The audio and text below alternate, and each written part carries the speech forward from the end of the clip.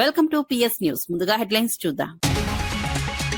ఫలితాల్లో మార్పు కనిపించాలన్న AP CM. Files లో కాదు ఫలితాల్లో వేగం కావాలన్న చంద్రబాబు. ఫీల్డ్ విజిట్లు తప్పనిసరి అన్న సీఎం ఆదేశాలు. ప్రజలకు మార్పు కనిపించేలా పనిచేయాలన్న చంద్రబాబు.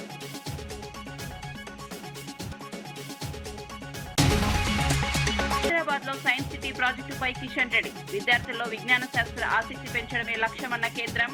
హైదరాబాద్ కు సైన్స్ సిటీ మరో ప్రత్యేక ఆకర్షణన్న మంత్రి. స్టార్టప్ సైన్స్ రంగాలకు మోదీ ప్రభుత్వం ప్రోత్సాహం.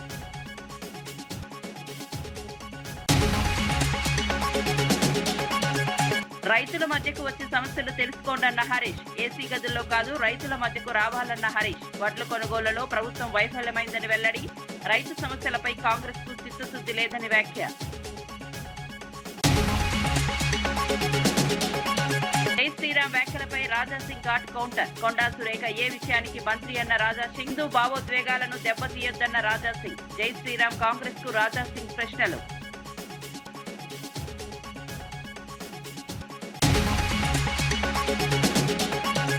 తెలంగాణలో శాంతి భద్రతలు ఎటుపోతున్నాయన్న కౌశిక్ రెడ్డి. న్యాయవాదులపై రక్షణ లేకపోతే సామాన్యుల పరిస్థితి ఏంటి అని ప్రశ్న. హత్యాయత్నం కేసులో పోలీసుల తీరుపై కౌశిక్ విమర్శలు. లా అండ్ ఆర్డర్ దారుణంగా మారిందని వ్యాఖ్య. ముఖ్యమంత్రి చంద్రబాబు నాయుడు అధ్యక్షతన సచివాలయంలో 7వ జిల్లా కలెక్టర్ల సమావేశం జరిగింది. సమావేశంలో మంత్రులు, కలెక్టర్లు, సెక్రటరీలు, హెచ్ఓడీలు పాల్గొన్నారు. స్పీడ్ ఆఫ్ డెవలపింగ్ గవర్నెన్స్ నినాదం మాత్రమే కాకుండా రాష్ట్ర వృద్ధిలో వేగం పెంచాలని సీఎం అన్నారు.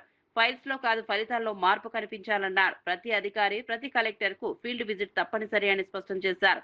ప్రజలకు మార్పు స్పష్టంగా కనిపించేలా పనిచేయాలని సూచించారు. రాష్ట్రాన్ని బెస్ట్ ప్రాక్టీసుల్లో బెంచ్ మార్కుగా నిలపాలని లక్ష్యంగా పెట్టుకున్నారు. పెట్టుబడులు, వృద్ధిలో జిల్లాల మధ్య పోటీ ఉండాలని అన్నారు.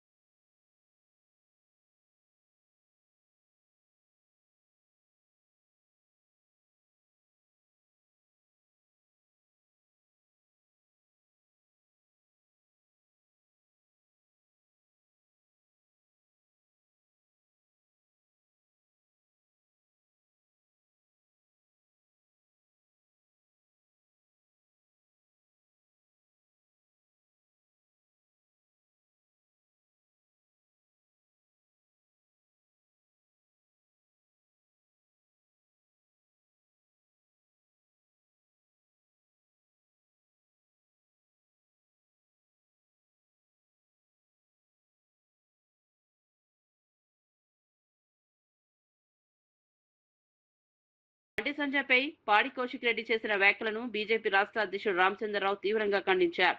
బీజేపీ నాయకులపై ఎవరైనా అసత్య ఆరోపణలు చేసినా, వ్యక్తిగత దాడులకు దిగినా పార్టీ చూస్తూ ఊరుకోదని హెచ్చరించారు. అలాంటి వ్యాఖ్యలకు బీజేపీ దృఢంగా సమాధానమిస్తుందని స్పష్టం చేశారు. బీజేపీ నేతలను లక్ష్యంగా చేసుకుని విమర్శలు చేయడం సరికాదన్నారు. రాజకీయాల్లో సంస్కారం పాటించాలని సూచించారు. ప్రజా సమస్యలపై చర్చించకుండా వ్యక్తిగత విమర్శలు చేయడం దురదృష్టకరమని అన్నారు. పార్టీ కార్యకర్తలు అప్రమత్తంగా ఉండాలని సూచించారు.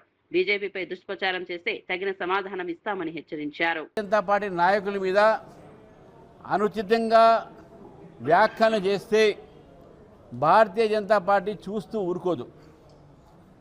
వ్యక్తిగతమైనటువంటి ఒక మానహాని చేసినా, అబద్ధాల ప్రచారాలు చేసినా, అబద్ధాలు మాట్లాడినా భారతీయ జనతా పార్టీ దాన్ని తిప్పికొట్టేటటువంటి ఒక మాకు కూడా ఆ శక్తి ఉన్నది. ఈరోజు గతంలో మాట్లాడినటువంటి బీఆర్ఎస్ నాయకులు చేసినటువంటి వ్యాఖ్యలను కూడా గుర్తు చేసుకోవాలి. అప్పుడు ఏదో పోనీలే అని చెప్పి ఊరుకుంటే మళ్ళీ అదే మాటలు మాట్లాడుతున్నారు బీఆర్ఎస్ నాయకులు. మరి దానికి తప్పకుండా రియాక్షన్ ఉంటుంది. ప్రజాస్వామ్యంలో బాధ్యతగా మనం మాట్లాడాల్సిన అవసరం ఉన్నది. తెలంగాణ వచ్చిన తర్వాత మీ భాషలు మీరు కొత్త కొత్త భాషలు ఈరోజు తీసుకొస్తూ ఉన్నారు. వ్యక్తిగతమైనటువంటి ఆరోపణలు చేస్తూ ఉన్నారు, అబద్ధాలు ప్రచారాలు చేస్తూ ఉన్నారు. కాబట్టి మీ అబద్ధాల ప్రచారాలకు అబద్ధాల మాటలకు భారతీయ జనతా పార్టీ ఊరుకునేది ఉండదు. తప్పకుండా ఎవరి మీద మా భారతీయ జనతా పార్టీ నాయకుల మీద అబద్ధాలు మాట్లాడినా భారతీయ జనతా పార్టీ తప్పకుండా దానికి రియాక్షన్ ఇస్తుంది. దానికి తప్పకుండా మేము అటువంటి ఒక దాన్ని తిప్పి కొడతామని చెప్పేసి కూడా ఆ ఒక ఎలిగేషన్స్ని, ఆ ఒక ఏవైతే దురుద్దేశంతో మాట్లాడిన మాటల్ని కూడా మేము ఖండిస్తూ ఉన్నాం. మేము దాడులు సమర్థించము కానీ ఒక పరిమితి, ఒక స్థాయి ఉంటుంది. టాలరెంట్ లెవెల్ ఒకటి ఉంటుంది. వ్యక్తిగతమైనటువంటి ఒక మానహాని చేసి ప్రజల్లో ఒక తప్పుడు ప్రచారాలు చేసి డిఫెమేషన్గా మాట్లాడే వ్యక్తులకు మరి కొంతమందికి వారికి శిక్ష ఏ విధంగా ఇవ్వాలని చెప్పి కార్యకర్తలు స్వతహాగా వారు నిర్ణయం తీసుకున్నటువంటి ఒక యాక్షన్ మాత్రమే కానీ పార్టీ ద్వారా ఎక్కడ కూడా ఈ యొక్క దాడిని మేము ప్రోత్సహించం కూడా. శ్రీరాముడిపై చేసిన వ్యాఖ్యలను తప్పుదోవ పట్టించారని మంత్రి కొండా సురేఖ స్పష్టం చేశారు. తాను చెప్పిన విషయాన్ని వక్రీకరించి ప్రచారం చేస్తున్నారని ఆరోపించారు. తాము కూడా హిందువులమేనని, ఇంటి నుంచి బయలుదేరే ముందు దేవుణ్ణి ప్రార్థిస్తానని తెలిపారు. రామాయణం తెలుసని, రాముడు తనకు దేవుడేనని స్పష్టం చేశారు. భద్రాచలానికి సీఎం రేవంత్ రెడ్డి 300 కోట్లు కేటాయించారని గుర్తు చేశారు. భక్తి గురించి మాట్లాడే బీజేపీ నేతలు కనీసం 700 కోట్లు ఇవ్వాలని సవాల్ విసిరారు. ప్రజల సమస్యలు, రైతుల సమస్యలపై బీజేపీ నేతలు ఏం చేస్తున్నారని ప్రశ్నించానని అన్నారు. తన మాటలను వక్రీకరించి రాజకీయ లాభం పొందొద్దని సూచించారు. మేము కూడా హిందువులమే. మేము లోపల నుంచి, ఇంటి నుంచి బయటకు వచ్చేటప్పుడు దేవుడి బొట్టు పెట్టుకొని దేవుడికి పూజ చేసుకొని బయటకు వస్తాము. మరి హిందువులం అని బోర్డు తల మీద రాసుకోరు ఎవరు కూడా. మరి మీరేమైనా బోర్డులు మెడకేసుకొని తిరుగుతున్నారో నాకైతే తెలియదు, కానీ మేము కూడా హిందువులమే. మా దగ్గర భద్రాచలం ఉన్నది. భద్రాచలానికి మా ముఖ్యమంత్రి గారు 380 కోట్ల రూపాయలు అభివృద్ధి కోసం ఇచ్చారు. ప్రతి సంవత్సరం అంగరంగ వైభవంగా మేము భద్రాచలం కళ్యాణం చేస్తూ ఉన్నాము. మరి మీరు నిజంగా రామభక్తులైతే ఆ భద్రాచలానికి మా ముఖ్యమంత్రి గారు 380 కోట్లు ఇచ్చారు కదా, దానికి ఒక 2 అంతలు అంటే 700 కోట్లు, 760 కోట్లు శాంక్షన్ చేయండి. అప్పుడు మీకు రాముడి మీద ఉన్న భక్తి ఏంటో తెలుస్తుంది. ఈ రోజు వరకు ఏ ఒక్క బీజేపీ నాయకుడు కూడా రామ కళ్యాణానికి భద్రాచలం రాలేదు. ఆ విషయాన్ని కూడా ఒకసారి గుర్తుపెట్టుకోవాలి. కాబట్టి మీరు ఏదో విమర్శలు చేసి మేము రాముడిని తిడుతున్నాము, మరి హిందువుల మనోభావాలు దెబ్బతీస్తున్నారు అనేటువంటి మాట మాట్లాడడం చాలా తప్పు. ఒక దేవాదాయ శాఖ మంత్రిగా నేను మాట్లాడానని ఇంకా దాన్ని ప్రచారం చేస్తూ దాన్ని మీరు తప్పుడు ప్రచారం చేయడం అనేది చాలా తప్పు. నేను అన్న మాట వేరు, మీరు ప్రచారం చేసింది వేరు. కాబట్టి మీరు డబ్బులు తీసుకురండి, ఇక్కడ అభివృద్ధి చేయండి తెలంగాణ మీద. అది చేసినప్పుడు మీకు మాట్లాడేటువంటి నైతిక హక్కు ఉంటుంది తప్పితే మీకు రైతుల గురించి పట్టదు, ప్రజల గురించి పట్టదు, అభివృద్ధి గురించి పట్టదు, మరి దేని గురించి కూడా పట్టదు. మరి 2 మంత్రులు ఏం చేస్తూ ఉన్నారు, ఒక స్టేట్ అధ్యక్షుడు ఏం చేస్తూ ఉన్నాడు, 8 మంది ఎంపీలు ఏం చేస్తూ ఉన్నారు. ₹1 కూడా ఇవ్వనటువంటి కేంద్ర ప్రభుత్వం ఈరోజు మరి తెలంగాణను చిన్న చూపు చూస్తున్నప్పుడు తప్పకుండా మేము కామెంట్ చేస్తాము.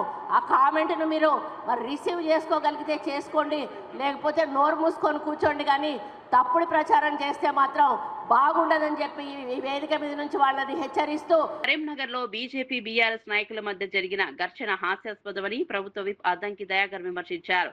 తెలంగాణలో దాడుల సంస్కృతి మంచిది కాదని అన్నారు. ఇలాంటి దాడులను ప్రభుత్వం చూస్తూ ఊరుకోదని హెచ్చరించారు. ప్రజా సమస్యల పరిష్కారం కోసం ప్రభుత్వం పనిచేస్తుండగా కొట్లాటలతో కన్ఫ్యూజన్ సృష్టించొద్దని సూచించారు. బీజేపీ బీఆర్ఎస్ ఒకటేనని ప్రజలకు ఇప్పటికీ తెలుసని వ్యాఖ్యానించారు. రాజకీయ ప్రయోజనాల కోసం హింసకు పాల్పడొద్దని అన్నారు. రాష్ట్రంలో శాంతి భద్రతలు కాపాడాల్సిన బాధ్యత అందరిదని పేర్కొన్నారు. రాజకీయాల్లో ప్రజాస్వామ్యయుతంగా వ్యవహరించడం, ప్రజాస్వామ్యయుతంగా మాట్లాడుకోవడం అనేది ఉండాలి తప్పితే ఇలాంటిది దాడులు అనేది అప్రజాస్వామికం. దీన్ని ప్రభుత్వం కూడా సహించదు. అన్నిటికంటే ముఖ్యంగా ఎందుకు పనికిరాని కొట్లాట, పనిలేని కొట్లాట. ఇది తెలంగాణ రాజకీయాలని హీటెక్కించడానికి మీరేదో వేరు వేరని చెప్పుకోవడానికి ఉపయోగపడే కొట్లాట తప్పితే దీంతో లాభం లేదు. ఇంకా చెప్పాలంటే తెలంగాణ సమాజంలో ప్రజా సమస్యల పరిష్కారానికి నిరంతరం ప్రభుత్వం చిత్తశుద్ధితో ఉన్న ఈ క్రమంలో ఒకతాను ముక్కలైన కమలం గులాబీ శ్రేణులు కొట్టాడుకోవడం అనేది ఒకంత కన్ఫ్యూజన్ క్రియేట్ చేస్తుంది. మా దృష్టిలో మీరిద్దరు వేరు కాదు, అయినప్పటికీ కూడా ఇది శాంతి భద్రతల సమస్యగా మార్చే ప్రయత్నం చేయకండి అని చెప్పి మిత్రులకు హితం. ఎంతైనా అందరూ ప్రజల కోసం పోరాడే వాళ్ళే తప్పితే ప్రజల కోసం కొట్టాడుకోవాల్సిన అవసరం లేదు. ప్రజాకోణం ఎప్పుడు కూడా శాంతియుత పరిష్కారం ఉండాలి తప్పితే ఇలాంటి భౌతిక దాడులని మంచిది కావద్దని చెప్పి ఇద్దరికి బీజేపీ మిత్రులకు బీఆర్ఎస్ మిత్రులకు తెలియజేస్తున్నారు. డ్రగ్స్ నియంత్రణను ప్రభుత్వం అత్యంత ప్రాధాన్యాంశంగా తీసుకుందని డీజీపీ సివి ఆనంద్ తెలిపారు.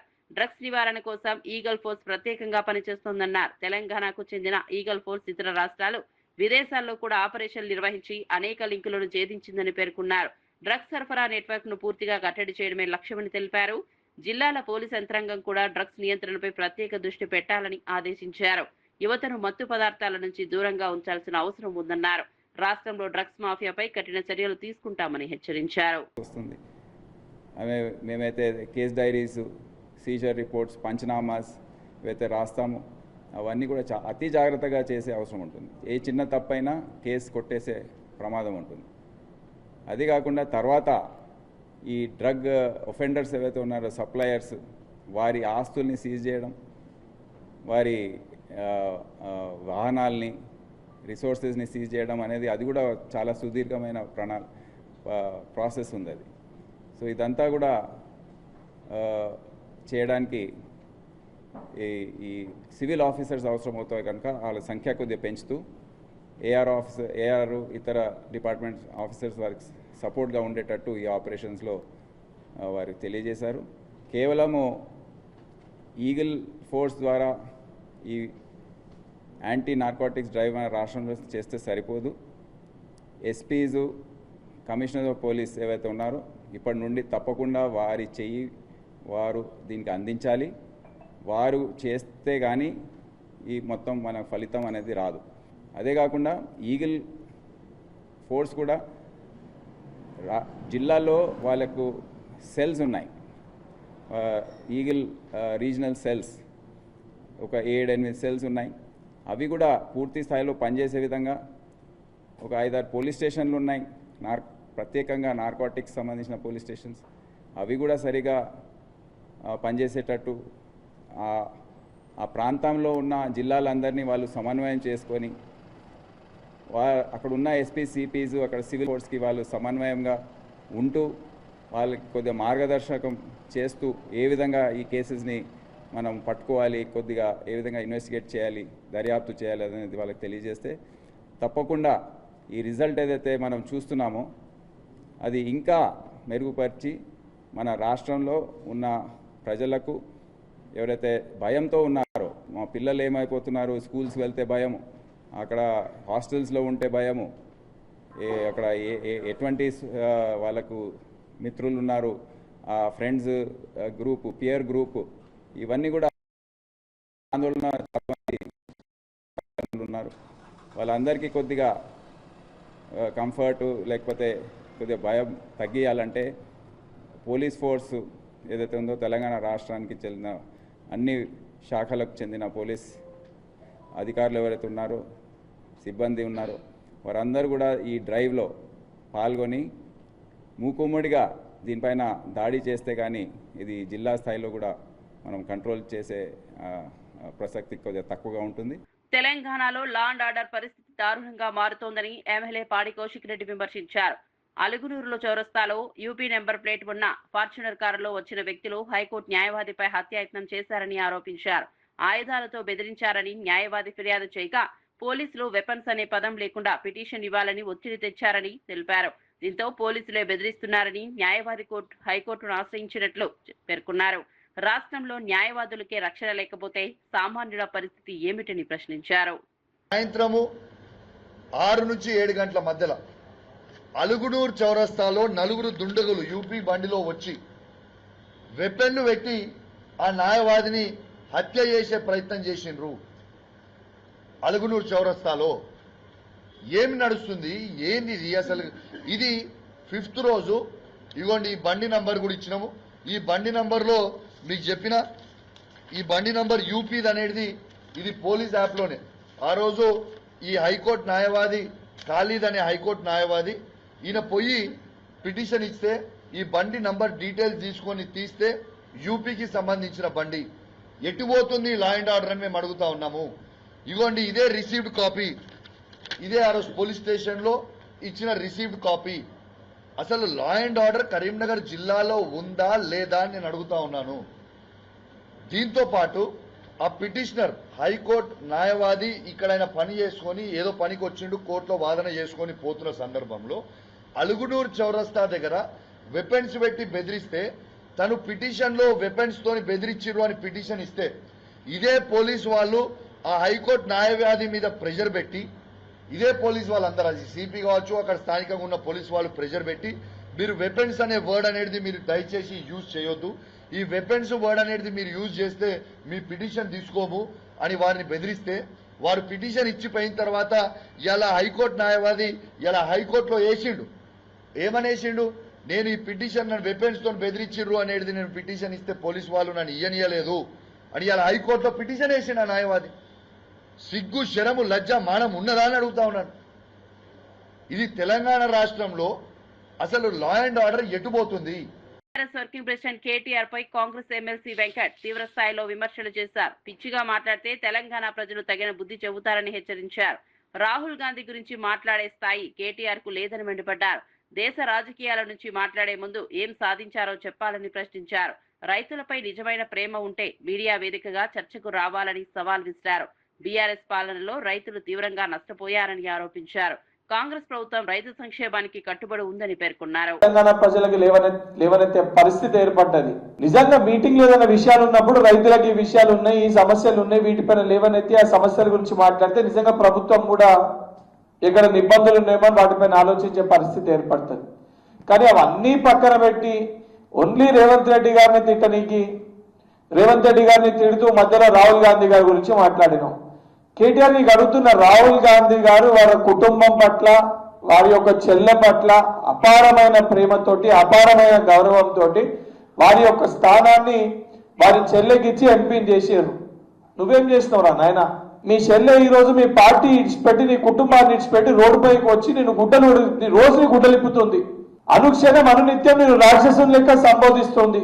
మీరు ఏం పీకిరు తెలంగాణ రాష్ట్రానికి అని చెప్పి భారతదేశానికి పోయినామని చెప్పి రోజుకొక పదజాలం ఉపయోగించి మిమ్మల్ని తిడుతుంది. కల్వకుంట్ల కవిత గారు మిమ్మల్ని రోజు తిడుతుంటే సిగ్గు లేకుండా, వాటికి సమాధానం చెప్పలేక, ఆ మాటలకి స్పందించలేక, ఇంట్లో ఇల్లే సగం పెట్టుకోకుండా బయటకు వచ్చి రాహుల్ గాంధీ గారి గురించి, రేవంత్ రెడ్డి గారిని విమర్శించే స్థాయి. ఈ రోజు నిన్ను ఈ యొక్క మాట్లాడే పరిస్థితి ఎందుకు వచ్చిందంటే, నువ్వు కొడుక అనే పదం ఉపయోగిస్తే నేను కూడా ఏంద్రా నా కొడుక అనే మాట్లాడే పరిస్థితి ఏర్పడుతుంది. నువ్వు ఏ రకంగా మాట్లాడితే ఆ రకంగా నీకు కూడా సమాధానం చెప్పాల్సిన పరిస్థితి ఏర్పడుతుంది. అమెరికాలో చదువుకొని సూటు బూట్ వేసుకున్నప్పుడు మాట్లాడే పద్ధతి కూడా నేర్చుకో. మాట్లాడే మాటలు ఏ రకంగా మాట్లాడుతున్నా కూడా ఒళ్ళు దగ్గర పెట్టుకొని సోయితోటి మాట్లాడు. ఒక కడుపు మంటతోటి ఏదో మీ సామ్రాజ్యాన్ని, మా అయ్య తర్వాత ఈ సామ్రాజ్యానికి నేనే రాజు అయితా, తెలంగాణ మా అయ్య తెలంగాణకి రాజు, మా అయ్య తర్వాత నేను యువరాజు అయితా, నేను యువరాజు నా పట్టాభిషేకం కాకముందే రేవంత్ రెడ్డి గారు వచ్చి ప్రజల ఆదరణతోటి నా కుర్చీ గుంజుకపోయిందని ఒక కడుపు మంటతోటి మాట్లాడితే ప్రజలు తూ అని చెప్పి నీ ముఖంపై ఉంచేసే పరిస్థితి ఏర్పడుతుంది. ఇప్పటికన్నా నిజంగా నీకు చిత్తశుద్ధి ఉంటే, నేను దీనికంటే ముందు కూడా నీ పైన చెప్పిన, నువ్వు డ్రగ్స్ తీసుకుంటావు, ఆమ్స్టర్డామ్ పోయినావు, ఈ డ్రగ్స్ టెస్ట్ కోసము తర్వాత నా పైన డ్రగ్స్ టెస్ట్ చేయమని చెప్పి నువ్వు తర్వాత వచ్చి చెప్పినప్పుడు ఆమ్స్టర్డామ్ కి పోయి మొత్తం కూడా టెస్ట్ అన్ని చేయించుకొని క్లీన్ గా చేసుకొని నువ్వు మళ్ళీ తిరిగి వచ్చి డ్రగ్స్ టెస్ట్ నేను సిద్ధమని చెప్పినావు. మళ్ళీ ఇప్పుడు చెప్తున్నా, మళ్ళీ ఇప్పుడు నువ్వు డ్రగ్స్ సేవిస్తున్నావు ఒక అనుమానాలు మాకు వస్తున్నాయి. నిజంగా నీకు చిత్తశుద్ధి ఉంటే డ్రగ్స్ టెస్ట్ కి రా, లేదా నీ పాస్పోర్ట్ ని బయట పెట్టు. అన్ని లెక్కలతో సహా చర్చకి నేను సిద్ధంగా ఉన్నా. నిజంగా నీకు చిత్తశుద్ధి ఉంటే, నిజంగా నీకు రైతుల పట్ల ప్రేమ ఉంటే, నిజంగా ప్రజలు మీ పరిపాలనలో రైతుల సంక్షేమం కోసం నువ్వు పనిచేసి ఉంటే నువ్వు చర్చకి బయటికి రా. ఎవరు ప్రజాప్రభుత్వమా లేదా కసా బీజేపీ నేతల ప్రేరణతో బీఆర్ఎస్ ఎమ్మెల్యేలపై దాడులు జరుగుతున్నాయని ఎంపీ వద్దిరాజు రవిచంద్ర ఆరోపించారు. కేంద్ర మంత్రి బండి సంజయ్ బాధ్యతాయుతమైన పదవిలో ఉండి ప్రజల కోసం పోరాడుతున్న బీఆర్ఎస్ నేతలపై దాడులకు ఉసిగొల్పడం బాధాకరమని అన్నారు. గంగుల కమలాకర్ క్యాంప్ ఆఫీస్, కౌశిక్ రెడ్డి వాహనంపై దాడులు జరిగినా పోలీసులు స్పందించలేదని విమర్శించారు. బీజేపీ కార్యకర్తలు కర్రలతో విధ్వంసం సృష్టించినా పోలీసులు అడ్డుకోలేదని ఆరోపించారు. బండి సంజయ్, రేవంత్ రెడ్డి బీఆర్ఎస్ నాయకులపై నోటికొచ్చినట్లు మాట్లాడినా కేసులు పెట్టడం లేదని మండిపడ్డారు. కోపం వచ్చి రోషం వస్తుంది. ముఖ్యమంత్రి గారు ఇష్టం వచ్చినట్టు దూషణలు, బూతుల పర్వం తిడితే బాధలేదు, కానీ మా వాళ్ళు ఒక్క మాట చూపెడితే, రైతుల ముందు చూపెడితే బాధ అవుతుంది. అంటే మీకు ఒక రూలు, మా మీద కేసులు పెడతారు, మీ మీద పెట్టేవాళ్ళు లేరనా? ఖచ్చితంగా 2.5 ఏళ్ల తర్వాత వచ్చే పార్టీ, అధికారంలోకి వచ్చే పార్టీ మాదే. ఆ తర్వాత ఇప్పుడు ఉన్నటువంటి అధికారులు కానీ అందరూ కూడా జాగ్రత్తగా ఉండాల్సిందిగా మనస్ఫూర్తిగా కోరుకుంటూ కరీంనగర్ దాడిని బీఆర్ఎస్ పార్టీ ఖండిస్తున్నాం. ఓటరు సవరణ కార్యక్రమంలో తప్పిదాలు జరిగితే ఊరుకోబోమని మాజీ మంత్రి తలసాని శ్రీనివాస్ యాదవ్ హెచ్చరించారు. పద్మారావు నగర్లోని ఎస్ఐఆర్ కేంద్రాన్ని సందర్శించిన ఆయన కార్యక్రమ నిర్వహణపై అధికారులతో చర్చించారు. ఓటర్ మ్యాపింగ్ విధానం, సిబ్బంది పనితీరుపై వివరాలు తెలుసుకున్నారు. సాంకేతిక పరిజ్ఞానం ఉన్న సిబ్బందిని నియమించాలని ఎన్నికల కమిషన్ను కోరనున్నట్లు తెలిపారు. ఓటు రాజ్యాంగం కల్పించిన హక్కు అని ప్రజలు జాగ్రత్తగా ఉండాలని సూచించారు. మరణించిన వారి పేరు తొలగించేందుకు డెత్ సర్టిఫికెట్ అడగడం సరికాదన్నారు. ఓటు షిఫ్టింగ్ లో ఇంటి యజమాని వివరాలు అడగడం తప్పని అన్నారు. ప్రజలు తప్పనిసరిగా ఈ కార్యక్రమంలో పాల్గొనాలని పిలుపునిచ్చారు.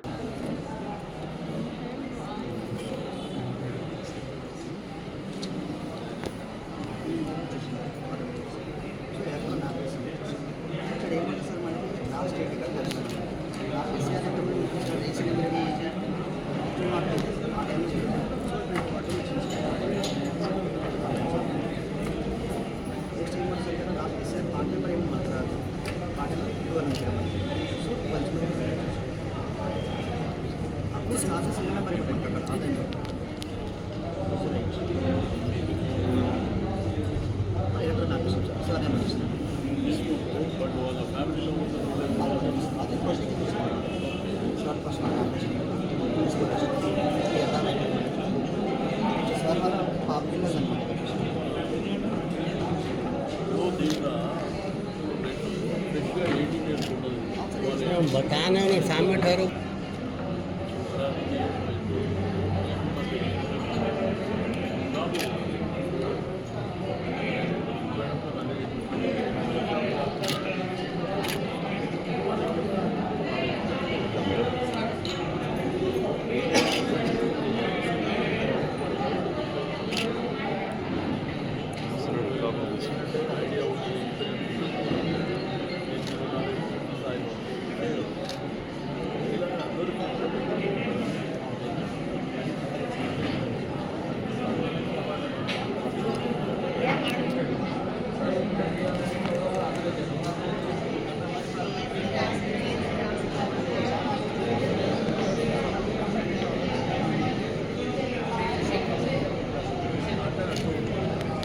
తెలంగాణ రాష్ట్ర సమితి అధ్యక్షులు కల్వకుంట్ల కవిత భూసేకరణ అంశంపై ప్రభుత్వం బీఆర్ఎస్ పై తీవ్ర స్థాయిలో విమర్శలు చేశారు. ఫార్మాసిటీ కోసం సేకరించిన భూములను వెంటనే రైతులకు తిరిగి ఇవ్వాలని డిమాండ్ చేశారు. సీఎం రేవంత్ రెడ్డి ప్రతిపాదించిన ఫ్యూచర్ సిటీ పేరుతో జరుగుతున్న భూసేకరణను వ్యతిరేకించారు. కాంగ్రెస్, బీఆర్ఎస్ పార్టీలు భూములు, వడ్ల కొనుగోళ్ల విషయంలో ప్రజలను తప్పుదోవ పట్టించాయని ఆరోపించారు. రైతుల హక్కులను కాపాడాల్సిన బాధ్యత ప్రభుత్వంపై ఉందన్నారు. భూముల కోసం రైతులను ఇబ్బందులకు గురి చేయొద్దని సూచించారు. ప్రజా ప్రయోజనాల పేరుతో భూసేకరణ సరికాదని అన్నారు. बहुत सारे सिविल सोसाइटी के लीडर्स हैं, हर तरीके का तेलंगाना का पॉलिटिकल पार्टी यहाँ पे मौजूद है. हम सब हमारे किसान भाइयों के साथ खड़े हैं और जो ये फ्यूचर सिटी के नाम से किसानों का जमीन छीना जा रहा है, इसके हम विरोध में हैं और इसको बहुत ही बड़े तरीके से हम विरोध करेंगे. हम डिमांड करते हैं कांग्रेस सरकार से, आप फार्मर्स को छोड़ दीजिए. जो इनका पट्टा लैंड है, इसमें वो अपने आप से खुद अच्छा पैसा कमा रहे हैं. आप इनकी मदद कीजिए, ज़्यादा इनको इरिगेशन फैसिलिटी दीजिए, ज़्यादा फ्री पावर दीजिए, ज़्यादा डेयरी फार्मर्स को इंकरेज कीजिए, वेजिटेबल फार्मर्स को इंकरेज कीजिए. इसके अलावा आप इनके ज़मीन छीनने का कोशिश कर रहे हो, हम हरगिज़ ये होने नहीं देंगे.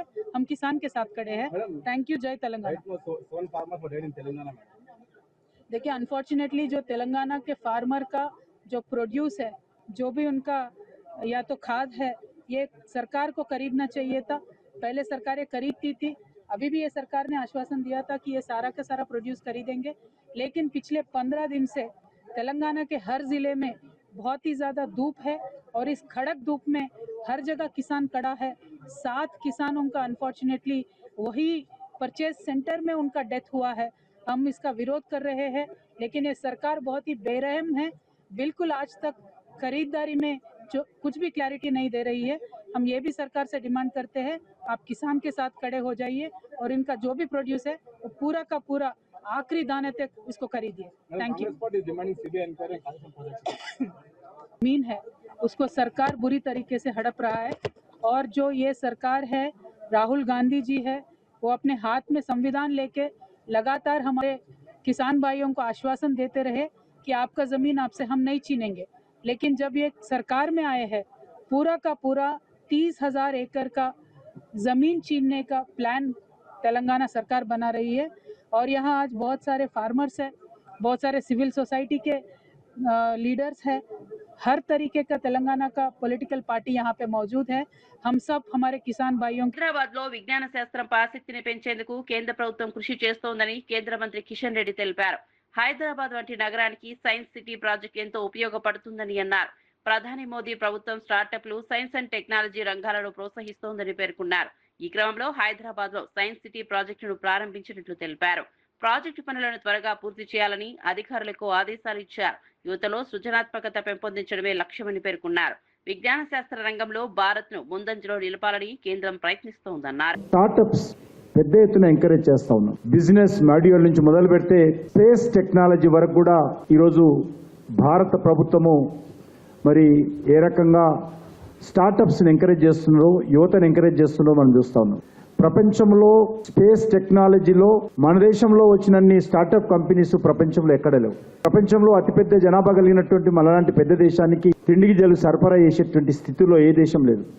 కాబట్టి మన దేశ ప్రజలకు కావలసినటువంటి తిండి గింజలు ఉత్పత్తి చేసుకోవడం కోసం ఈరోజు వ్యవసాయ రంగంలో కూడా మరి అత్యంత మార్పులు తీసుకొస్తా ఉన్నారు. అందులో భాగంగానే ఈ సైన్స్ సిటీ మన హైదరాబాద్లో మరి శ్రీకారం చుట్టుకున్నాం. పిఠాపురం మాజీ ఎమ్మెల్యే ఎన్వీఎస్ఎన్ వర్మకు టీడీపీ అధిష్టానం షాక్ ఇచ్చింది. నియోజకవర్గ టీడీపీ ఇన్ఛార్జ్ బాధితుల నుంచి ఆయన్ను తప్పించింది. చంద్రబాబు, పవన్ కళ్యాణ్ భేటీలో వర్మ తీరుపై చర్చ జరిగినట్లు సమాచారం. ఫ్లెక్సీల వివాదం, మాజీ ఎమ్మెల్యే పెండెం దొరబాబుతో జరిగిన తోపులాట ఘటనల నేపథ్యంలో ఈ నిర్ణయం తీసుకున్నట్లు తెలుస్తోంది. పిఠాపురం టీడీపీలో కొత్త కమిటీని నియమించనున్నట్లు పార్టీ వర్గాలు చెబుతున్నాయి. పార్టీ ఏ నిర్ణయం తీసుకున్నా కట్టుబడి ఉంటానని వర్మ తెలిపారు. కలిశాను, లోకేష్ గారితో డిస్కస్ చేశాం. ఏదైతే ఇక్కడ ఇబ్బందులు లేకుండా కూటమి ముందుకు వెళ్ళాలి కాబట్టి ఒక కమిటీని వేసి చేయమని చెప్పాను. నాకు కూడా కొంచెం టైం స్పెండ్ చేయడానికి కూడా కొంచెం ఇబ్బందిగానే ఉంది. చేయండి, నేను కూడా ఒక్కడిని కూడా చేయలేకపోతున్నానని చెప్పి చెప్పడం జరిగింది. దాని ప్రకారమే ఈరోజు ఆ ప్రకటన వచ్చింది. పార్టీ నాతో సంప్రదించిన తర్వాతే లోకేష్ గారు ఆ ప్రకటన వచ్చే ముందు కూడా నాకు పల్లా శ్రీని గారు, నారాయణ గారు ఫోన్ చేసి చెప్పారు. చెప్పిన దాని ప్రకారం జరిగింది. పార్టీ సమీకరణాల సమయంలో కొన్ని రకాలుగా ఆలోచన చేస్తుంటారు. ఆ ఆలోచనకి ఎప్పుడు కూడా అనుగుణంగా పిఠాపురం తెలుగుదేశం పార్టీ కేంద్ర పార్టీ అధ్యక్షుల ఆదేశాలు. వడ్ల కొనుగోలుపై మంత్రి ఉత్తమ్ కుమార్ రెడ్డి చేసిన వ్యాఖ్యలకు మాజీ మంత్రి హరీష్ రావు తీవ్రంగా స్పందించారు. రైతులకు ఎలాంటి ఇబ్బందులు లేవని, ఏసీ గదుల్లో కూర్చుని మాట్లాడొద్దని విమర్శించారు. తాను చౌటుప్పల్లో రైతుల మధ్య నిలబడి మాట్లాడుతున్నానని తెలిపారు. నెల రోజులైనా వడ్లు కొనడం లేదని రైతులే చెబుతారని పేర్కొన్నారు. మార్కెట్ యార్డులు, కొనుగోలు కేంద్రాలకు వచ్చి రైతుల సమస్యలు పరిష్కరించాలని ఉత్తమ్ కుమార్ రెడ్డికి సూచించారు. ప్రభుత్వం రైతులను ఇబ్బందులకు గురి చేస్తోందని ఆరోపించారు. పంట కొనుగోలులో జాప్యం రైతులను తీవ్రంగా నష్టపరుస్తోందన్నారు. రైతుల పట్ల కాంగ్రెస్ ప్రభుత్వానికి చిత్తశుద్ధి లేదని మండిపడ్డారు. రైతుల కష్టాలు తెలుసుకోవాలంటే క్షేత్రస్థాయికి రావాలని అన్నారు. బీఆర్ఎస్ రైతుల పక్షాన పోరాటం కొనసాగిస్తుందని స్పష్టం చేశారు. వడ్లు తెచ్చి 20 రోజులైంది. నిర్మల గారు మార్కెట్ కు వడ్లు తెచ్చి దాదాపు 24 రోజులు అయితా ఉంది. 24 రోజులైనా వడ్లు కొనే దిక్కు లేదు. 30 తారీఖు నాడు మాయిశ్చర్ చూసిండ్రు, ఇవాళకి కూడా కాంటా అయితలేదు. మాయిశ్చర్ పాస్ అయినాక కూడా 8 రోజులైనా కాంటా పెట్టే దిక్కు లేదు. అంటే రైతులు 20 రోజుల నుంచి 30 రోజులు మార్కెట్లో పడిగాపులు కాస్తా ఉన్నారు. 44 డిగ్రీల ఎండకు మాడిపోతా ఉన్నారు, పిట్టల్లాగా రాలిపోతా ఉన్నారు. నీ ప్రభుత్వం యొక్క చేతగాంతనం వల్ల ఇలా రైతులు చాలా కష్టాలు పడుతున్నటువంటి పరిస్థితి వచ్చింది. అంటే వడ్లమ్ముకోవడానికి నెల రోజులు పడిగాపులు కాస్తే తప్ప వడ్లమ్ముకునే పరిస్థితి లేదు. ముందు మీరు మాయిశ్చర్ చూడడానికి 10 రోజులు తీసుకుంటున్నారు, సంచులు ఇయ్యడానికి వారం రోజులు తీసుకుంటున్నారు, కాంటా పెట్టడానికి వారం రోజులు తీసుకుంటున్నారు, కాంటా పెట్టినాక మిల్లుల దించడానికి ఇంకో వారం రోజులు పడుతుంది. ఆ మిల్లు దగ్గరికి పోయిన తర్వాత కూడా మీకు తాలుందని చెప్పి మిల్లులు 8 సంచులు, 4 సంచులు, 5 సంచులు లారీకి కటింగ్ పెడుతున్నారు. ఈడ తరుగు తీస్తున్నారు, ఆడ మిల్లులలో కోత పెడుతున్నారు. అంటే ఏం జరుగుతా ఉంది? మీకు వడ్లు కొనడం చేతనైతలేదా? నేను అడుగుతా ఉన్నా ఉత్తమ్ కుమార్ రెడ్డి, నువ్వు హైదరాబాద్ లో కూర్చొని మాట్లాడు కాదు, రా గల్లీలకు రా, రైతులు వడ్లమ్మే కొనుగోలు కేంద్రాలకు రా, మార్కెట్ యార్డ్లకు వచ్చి రైతుల మధ్య రైతుల బాధలు విను, రైతుల కష్టాలు విను, సమస్యలు పరిష్కారం చేయి. మరిన్ని అప్డేట్స్ కోసం చూస్తూనే